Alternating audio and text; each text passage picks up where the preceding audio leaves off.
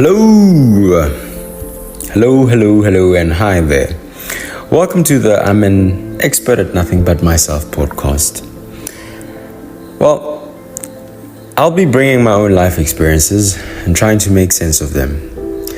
I guess call it making cool lemonade out of dry citrus. Well, humor aside, I'm a sucker for good conversation. I could arguably have a fat chat the whole day. With that being said, very loosely, my point is I appreciate human interaction. This podcast brings exactly that, the importance of human interaction. Invite my voice and the voices of my guests into your living room, your lounge, your car, your AirPods, or you know what, wherever you find yourself, and fully immerse yourself in hearing me, quote unquote, figure it out. Enjoy. Let's get into it.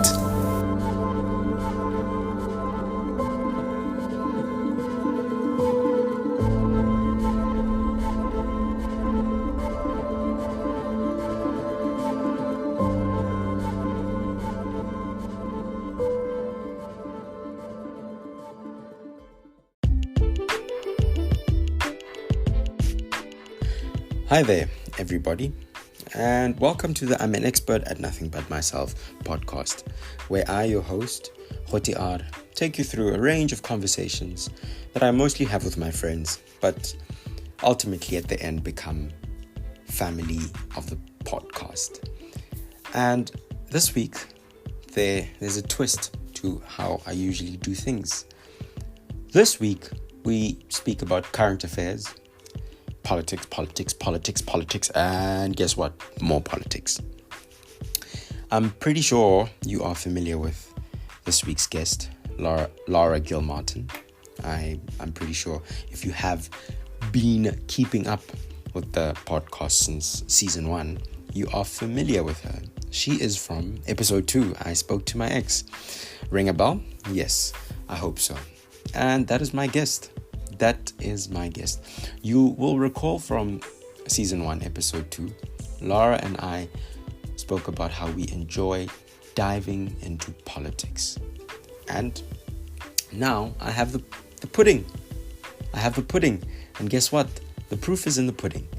And Lara and I dive in, talk about politics to the point where there's a part 1 and a part 2. Well, I thought I should let you know so that you're not surprised when the conversation just ends abruptly. That's because there's a part 2 coming out next week, and I hope you enjoy it. All right, folks, enjoy. I think before you carry on with that, I have a message for you from Max. So shall we start with a heavy question? Yeah, let's do it. Yeah, let's do it, yeah. Okay. Just take a sip of water. Yeah, do it. Go for it. Okay. Who are your 3 closest friends? Mm-hmm. Do you want to mention them first, and then I'll hit you up with the follow-up question? Okay, so these are just is this like a psychological assessment? Am I going to be interrogated for my choices? Well, no, I'm joking. Yeah. Well, according to Max, yes, not me. Okay. My 3 closest friends, just mention them by name then, obviously. Yeah, okay. Yeah. So, I would say Cara. Okay. Jaden. Okay. And Warwick. Warwick. Yes. And a +1, Kgothi. Okay, anyway. Yes, obviously you, but I'm not going to mention you. Is that like a trick? No, it's not a trick. This is all from Max, believe you me. And what does that say about you? So if you look at all those 3 closest friends of yours, what does that say about you? Yeah. I think it says that, I keep good relationships with people over a long term, because with Cara, we've been friends since we were 3. So I feel like the fact that we've gone through so many tribulations and we've been through a lot together, and we've had our fights, we've had our ups and downs. Like, we're still close, we're still friends. So I think that kind of says that, I'm willing to stick around for, like, the long journey, like, the long haul. And then with Jaden's a new friend of mine, sort of. She brings out, like, my real party, fun side. Yeah. And she makes me less serious than I am. Because, I'm a very type A person. Yeah. And I kind of need a person that's like, just relax a little bit, just enjoy your life. So she's that for me. Yeah. And then Warwick as well. Like, I met Warwick through Jaden, and Warwick's just always there to speak and everything. He's like you. He's like, you can have a really long, deep conversation and about everything, and the conversation never runs dry. It's just, yeah. So I think they all have a different part of my heart and part of my life, and you've been through different things, but they're all really special to me. Yeah. And obviously you're my bestie, so... Yeah. No, of course. I didn't even... Okay. Of course. Didn't even say, yeah, me too. No. Oh, come on. I think for the longest time you've known that I actually don't categorize friends as best. I know. Yeah. I know. Of course, there's a role that you play, and I do... Yes. I do enjoy talking to you. Although I always bug you and you just somehow never respond to my messages. I usually do, but you take a while to respond. So I'm like, well, if he takes a while to respond, I'm going to take a while to respond. No, but if you're good at responding, then like, be good at Then you responding. respond. Then if I'm bad at responding, it's I'm a Scorpio. I have to do what people do to me. Like, I have to do it back. Sorry. Well, I'm a Scorpio and I'm not doing what people do to me. If we're gonna use that logic. I mean, no, just like, no, we've had some good times where we've both messaged each other like frequently, and I feel like we've both been on the same page with replies, but I feel like recently not so much. But we'll get back there. Yeah. I mean, like, life has been very busy for us, separately. Yes. I mean, you've just come from the Yes. UK, Yes. which you were still telling me about. So, yeah. What were you saying before I interrupted? I was just saying that, it's a big change coming back. The way of living here is a lot different to there. I think there's some things that I really miss when I'm here. Like we were talking about the safety, and just it kind of feels like you're more free in a sense where you can just walk everywhere, and you don't have to really be tied down by, oh, I have to drive, I'm not really safe, I have to leave at a certain time, Yeah. So that's a big consideration for me. And then, obviously, when I go there, like, there's certain things that you miss from here, like, obviously, something stupid as the wine. But I had to mention that. But also just, like, the people here are very open and friendly, and I think British people in general are a little bit more closed off. And it's not that they're not lovely people, but you have to kind of start speaking to them, or you have to be the one to make an effort. Like, everyone is just on the tube and they're going about their lives. So I think here we have that type of culture where everyone's kind of always talking to each other, always in a friendly mood. I mean, I guess that's also a generalization. But the way of living is just a little bit different, and there's things from both sides that I like. So yeah. Any similarities? Similarities? Yeah. I guess both cultures are very social. I would say the drinking culture is kind of similar. We both drink a lot of alcohol. Yeah. But there you socialize in a pub. Here we socialize at people's houses, and it's just, I think the social aspect is the same, but it's got different characteristics to it. But the similarities, I feel like maybe not as many as the differences. Mm. I don't know. I don't know if you found anything speaking to people, or if you know of anyone that's been to the UK, or if they find that it's similar in any way. Well, I mean, usually just when I've spoken to people from the UK, they've either been from England, majority England, and we usually just bond over like football rivalry. Yeah.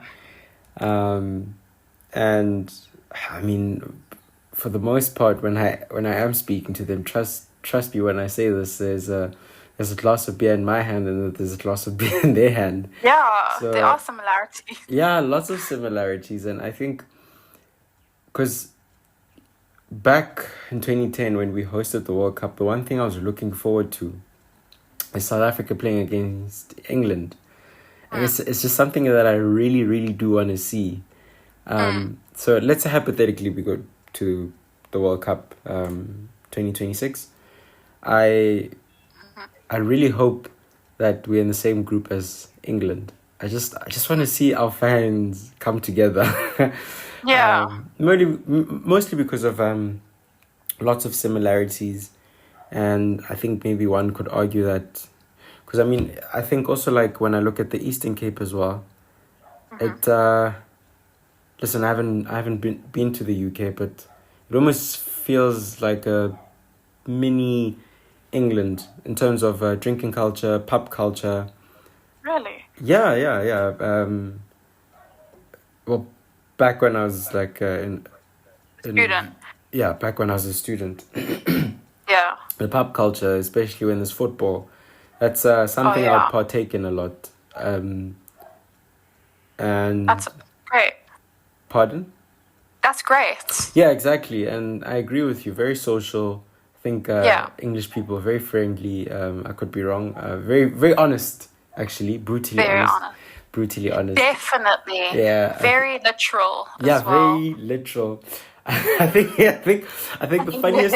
the funniest thing ever. Sometimes I think about it just like as an experiment, to put Cape Coloureds and that would be. Cape I can see where you're going with this. Cape Coloureds and English people, British people in the same room. I just want to see where it goes. I mean, I would watch that. Like I'm signing up for that experiment as a assistant, because that would be great to see. Yeah, I think it would be great actually. You know what? Actually, I think I should pitch this to Netflix. I think you should. Yeah, I should actually. Just make sure you got a job for me, because. Yeah, exactly. You know. Honestly, that's. Yeah, get a couple of British people, get Cape Coloureds, and just like put them in like a Big Brother kind of house, and see where the fuck it goes. That would be great. Like that would be my most watched show that year. I'll probably just watch it over and over for the laughs and for the vibes. Yeah, I think it would like trend for years and years and years. Because they are so literal. Like, it's just. Yeah, and just like brutally honest and straight to the point. Yeah, exactly. Yeah. Like, when I was there, because I took 3 friends with me. During this holiday? Yes. Okay. So it was my first time kind of having friends with me. Yeah. And so we were going to a lot more pubs and stuff. Yeah. Trying to get that more, young type of vibe, I guess. I don't want to be, ageist or whatever. Yeah. But we went to a lot more pubs. And the funny thing is, here in South Africa, we'll say, hi, how are you? And people will go, I'm fine, and you, I'm good, and you, Yeah. But there, people will tell you exactly how they're feeling. And you're like, wow, okay. That's a lot. Yeah. There's one story, like you'll be in the supermarket and you'll say, hi, how are you? And the one lady literally says to me that she's having a terrible time and she has to wear a catheter. And I'm like, that would never, in South Africa, we would not say that. Like, we kind of I feel like we don't really speak a lot about our problems in that type of way. You know, everyone's going through something, but we'll just say, "Oh, I'm good," and you. Like, it's just a conversational thing. But there, they take it very literal. Well, are they? Because the thing, okay, what I'm thinking about right now, as you were telling me that, I was thinking, oh, okay, it seems like something I would do, but I would Really? I'd give you a heads up. I was like, I'm not looking for any sympathy or empathy, but I'm just like, I need to be honest, because sometimes I think I struggle to hide what I'm going through. You'll see it in my face. So if I tell you I'm good, it's not convincing. Yeah. So I'll probably say something along the lines of, listen, I'm not looking for any sympathy or empathy, but it's a shit show right now. And yourself? I mean, that's Yeah. probably what we should do. You know, we should probably be more open with what we're going through. Yeah. So that's good. I think maybe it's too much talking about it for most people. So they're just like, "Oh, I'm good." Yeah, You know? yeah. But also at the same time, I also do think, like, you know, we can see when people are going through their own, or fighting their own demons, whatever. Yeah. So you left South Africa, and then where did you land? So we did Dubai, Okay. and then from Dubai to Glasgow. Okay, and then where in the UK did you hop around? So we did Glasgow, and then Edinburgh, and then we were staying in Dunfermline, which is kind of just over the bridge from Edinburgh, so very close. And we did, basically all of those towns around the east of Scotland, so St Andrews, Perth, like all of those type of towns, Kgothi. And then we did London. Oh, yeah. Which is a must-do because, I was taking friends who hadn't been to the UK, so the capital is a must. Of course, yeah. And then we went to the Highlands, which was one of my highlights because I did it once, but I was very young. So we went up to the Isle of Skye and Fort Augustus and Loch Ness and everything, which was really nice. So we basically did, the length of the UK, if you think about it. Yeah. We didn't go as far down to Cornwall or anything like that, but we kind of did a lot of it. So, okay.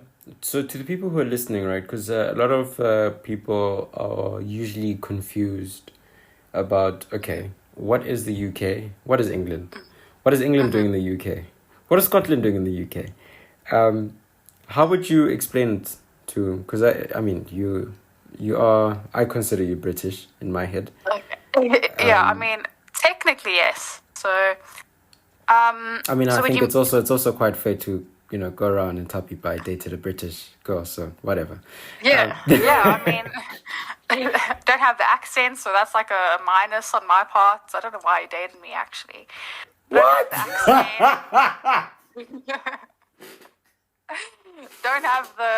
Can't make a good cup of tea. No, I'm joking. I actually can.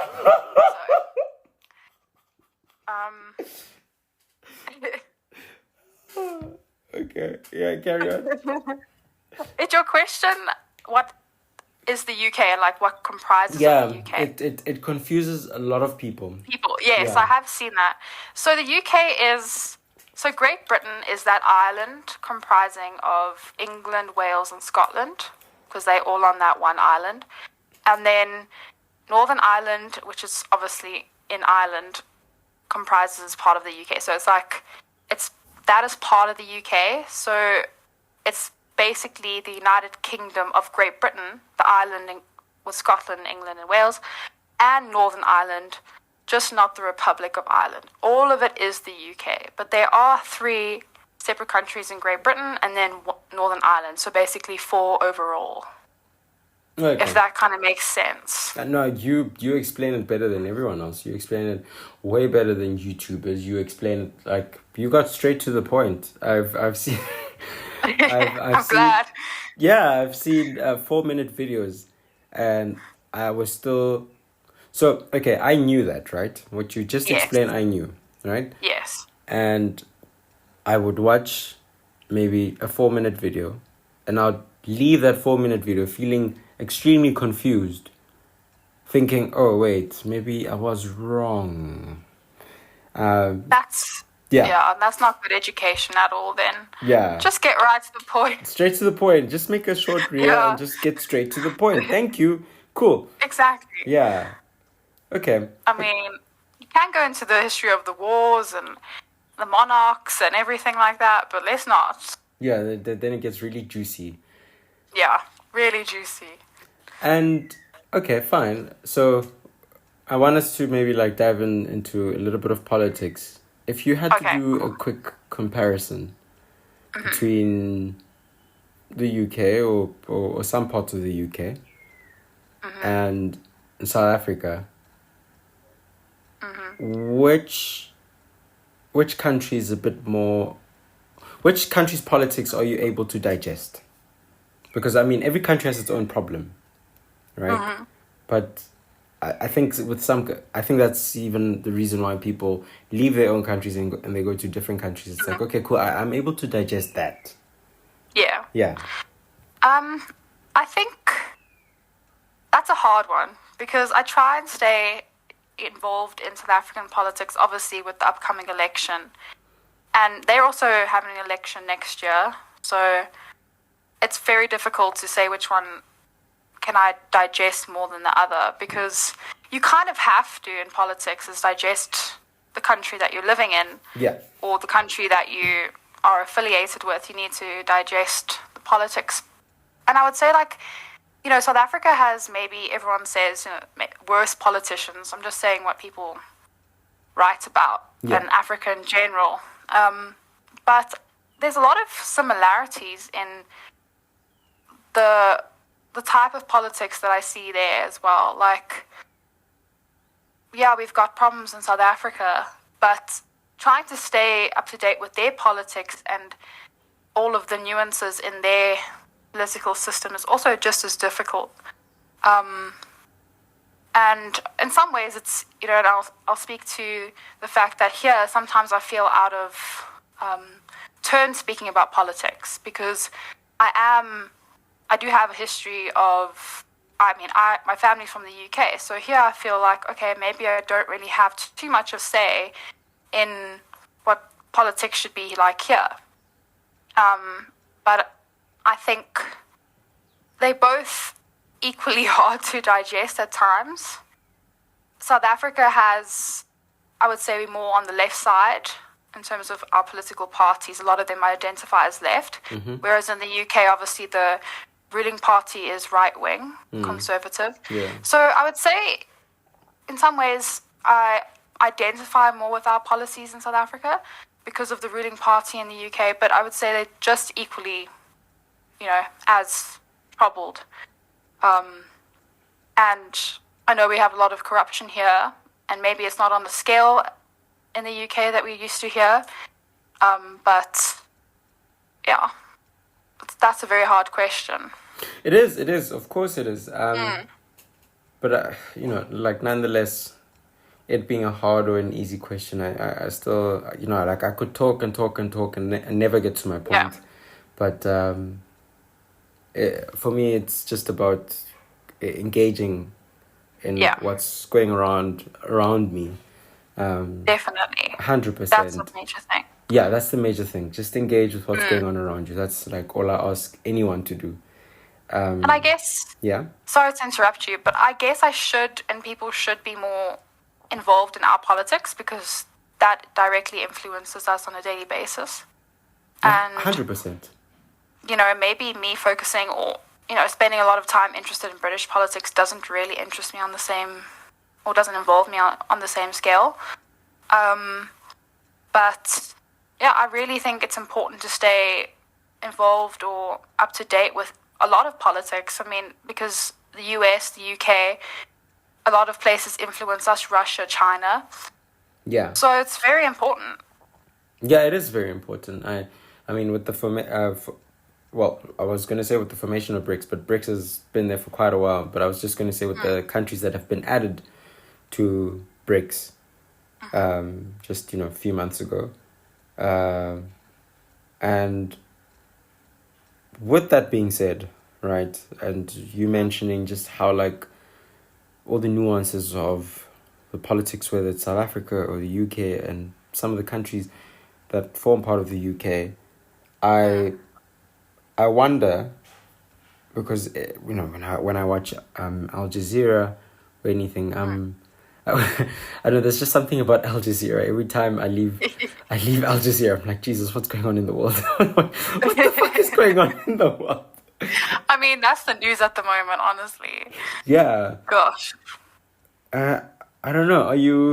Do you feel satisfied with the current politicians? In the world? Yeah, in the world. So no, this is like overall. But like this is like okay. I think let's keep it at your immediate country, South Africa, and then I would say the 4 countries that really do affect us, all of us. So that being US, Russia, China, and who am I leaving out? Russia, China. You said 4 countries, so UK. UK, yeah. I mean, they kind of in an alliance, the US and the UK, and then it's like Russia and China. So I guess it's that's also a really hard question. I mean, you know where I stand in terms of my political affiliations. I'm on the left side. Yes. I'm not right wing. So obviously I'm not too happy with the Conservatives running the UK, and I think that they've kind of showed just the mess up that can happen. And I think what was interesting about Liz Truss, and obviously we won't go too deep into that, but was that I felt like she embodied a lot of core conservative principles, and those principles backfired so much on the economy. And I was like, at least that's kind of a message, or it's a picture of what can happen if you don't balance the economy or the economic policies and social policies correctly. So I would say, obviously, the UK is always... Their politics are hilarious, I enjoy watching Prime Minister's questions just because it's hilarious and it's entertaining and it's better than some things on Netflix. Yeah, So I'm always interested. And when Liz Truss was the Prime Minister there, I was more interested than ever just because of kind of how many issues were at the core, and it's kind of bad that, maybe because she was messing up so badly and causing so many issues that I was so interested. But so I'd say I'm definitely not happy with that. And I think the US, I mean, Biden is Biden. And what does that mean?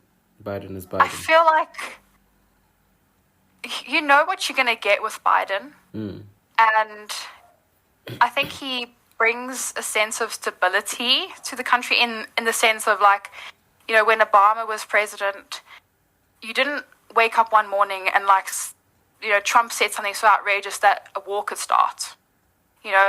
There's some type of stability, but I don't agree with some of the stuff that he's doing at the moment. And I would prefer that another candidate would win the...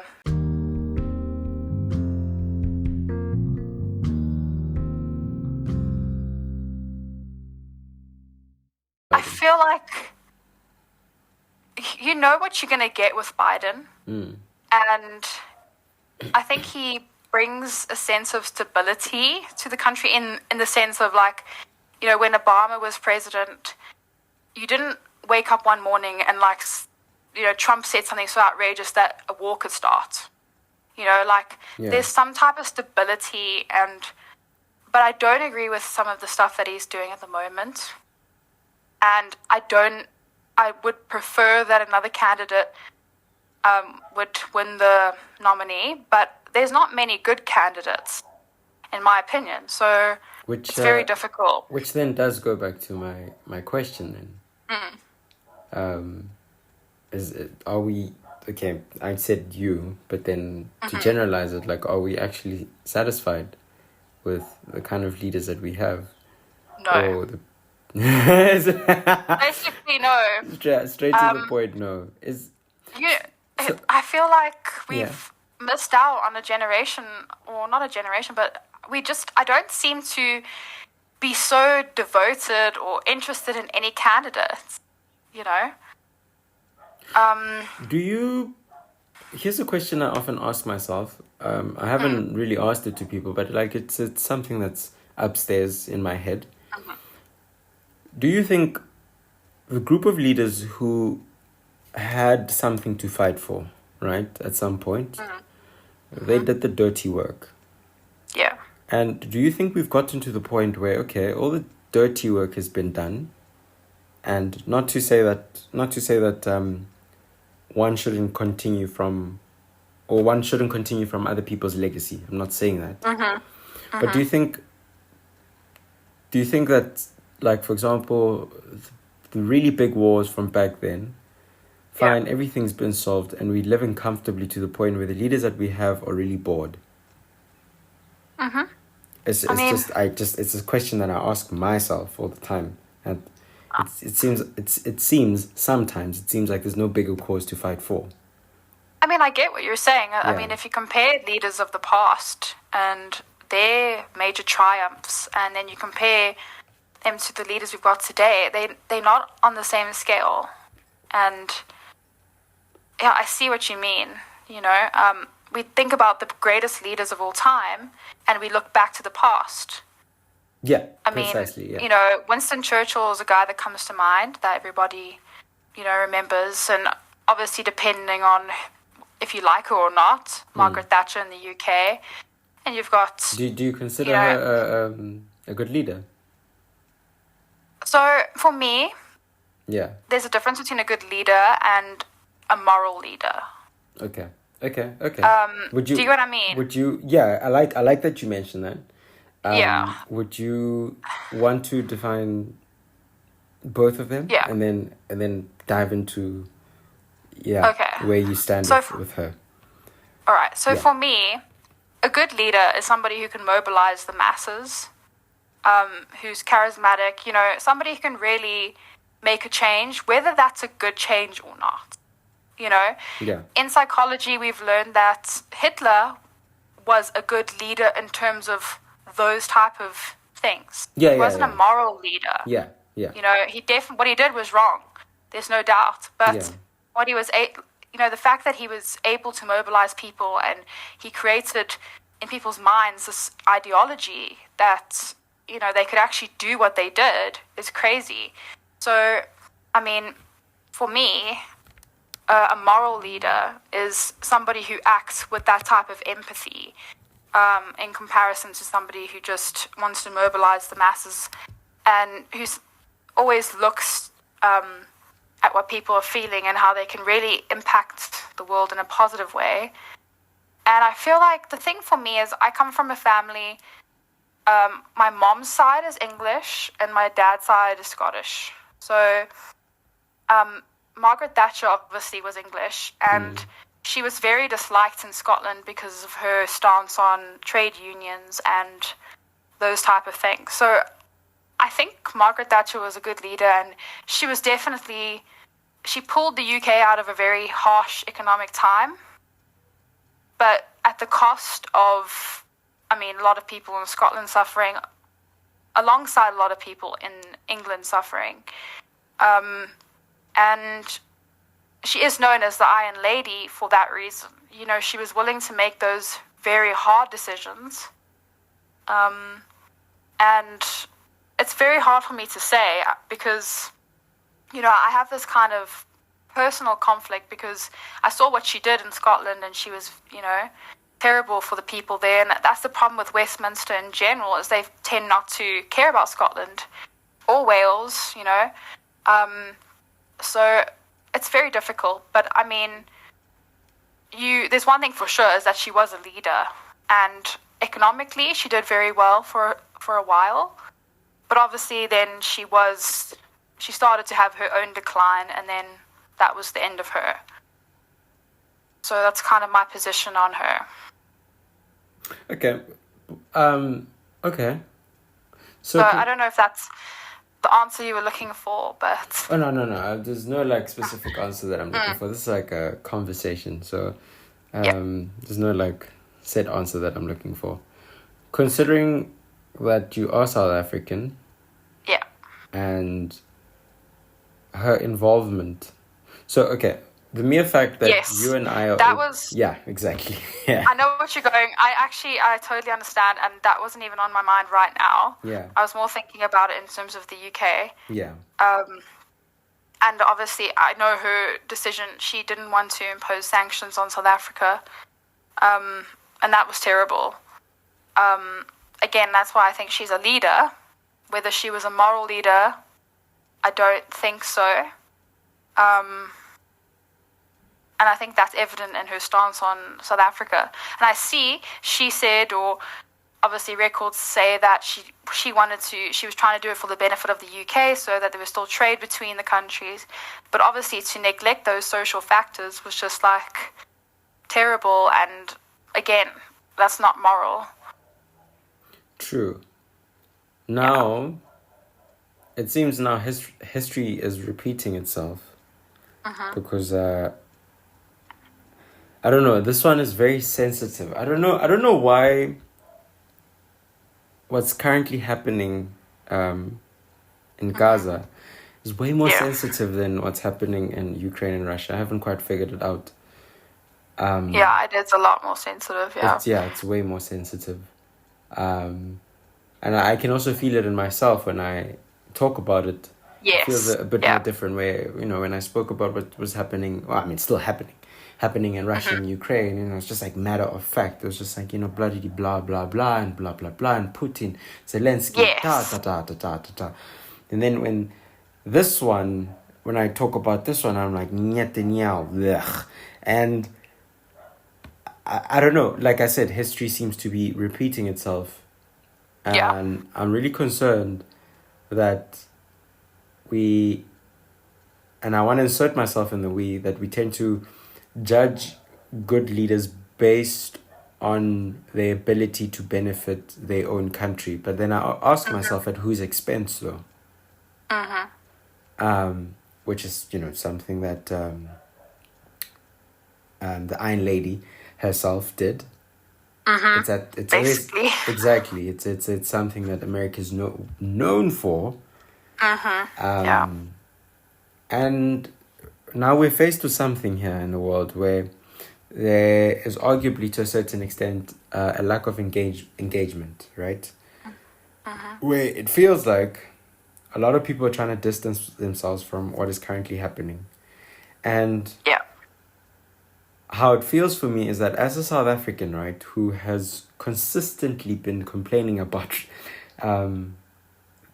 the racism in South Africa, right? I would be... So I complain about it, but I'm also thankful for how far we've come, right? I'm very grateful that... Because, if I think about it, like, my dad was a political prisoner. I didn't have to face those kind of things, right? So that means that, okay, where I am, okay, then, there's been some progress. Cool. I feel that I would be extremely irresponsible if I ignored what is currently happening between... So you don't have to, like, fully, go into a detail with where you stand. You don't even have to, drop hints with where you stand. I think I've been quite vocal, not very vocal, but I've been very clear. I've been very clear on, like, Instagram. I'm like, okay, genocide is genocide. It is, I don't know. Would you like to talk about that a little bit? So it has been very contentious, this issue. And like you say, with the Ukraine-Russia conflict, that was like a more black and white situation. It seemed like if you were supporting Ukraine, that seemed like the right thing to do. And everyone seemed to be like, what's happening in Ukraine is wrong. But what's happening, obviously, in Palestine at the moment is a lot. That is a very contentious issue. I mean, you know, the UK and the USA are on one side of it, and South Africa's on the other side, and it's very difficult. But what I will say, and like I said, it's hard for me to speak about it, but I don't. Genocide is genocide, and there are certain political parties in South Africa who haven't taken a stance. I mean, I'm sure you can from that you can kind of and that is a huge concern for me going into this election. And I've been very vocal about it, maybe not so much on social media, but amongst people who I speak to. Yeah.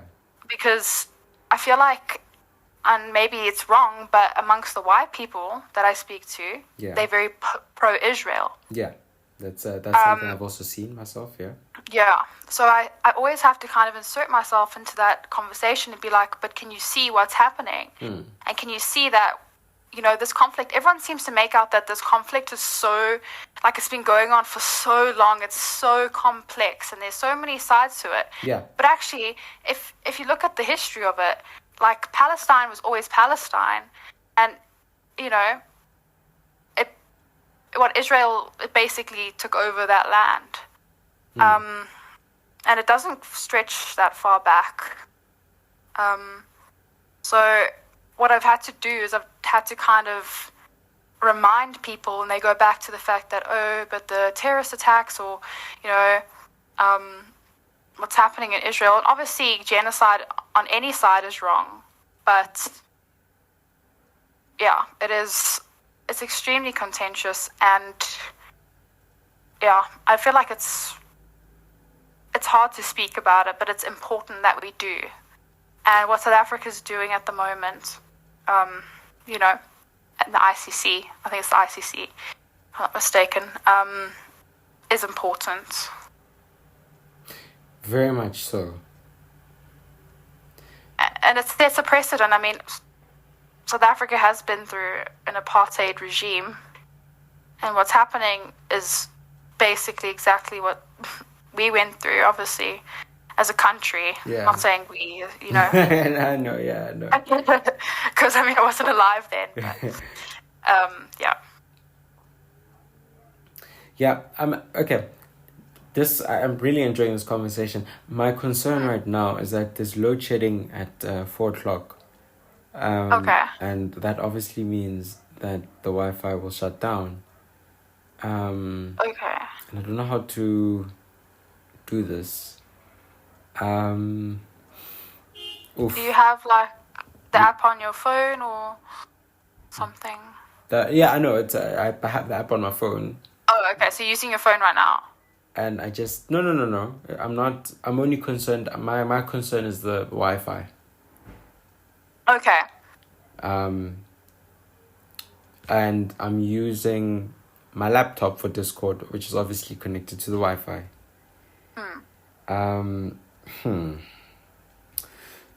It's 4 o'clock and 6 minutes. Well, 5 minutes now. Are you available tonight, by any chance? Yeah. For real? Yeah. Carry on later if you want. Please, because I'm like, oh my word, this is really going well.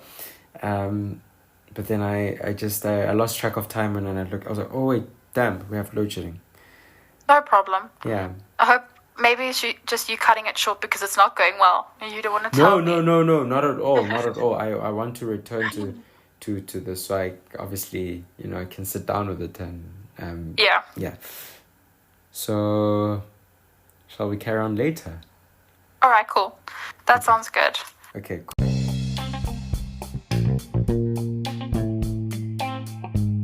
And that was part one. And now let's not be greedy. Part 2 will be coming out next week. All right, folks, from my side, I would like to wish the South African national football team good luck. They are playing tonight, 7 o'clock.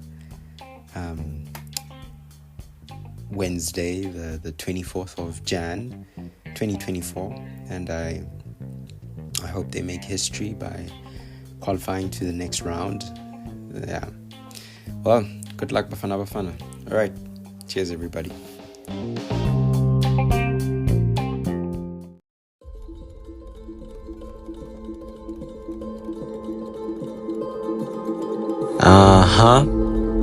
You've managed to reach the end.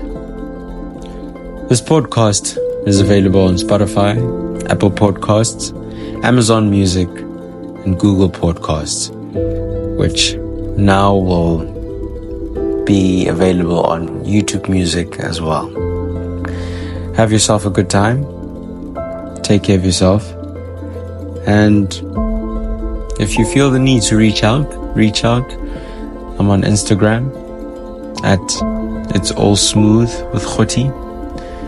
That's KGOTHI. It's All Smooth with Kgothi. And we can have a chat. Or you could potentially be a guest. Who knows? All right, folks. Take care.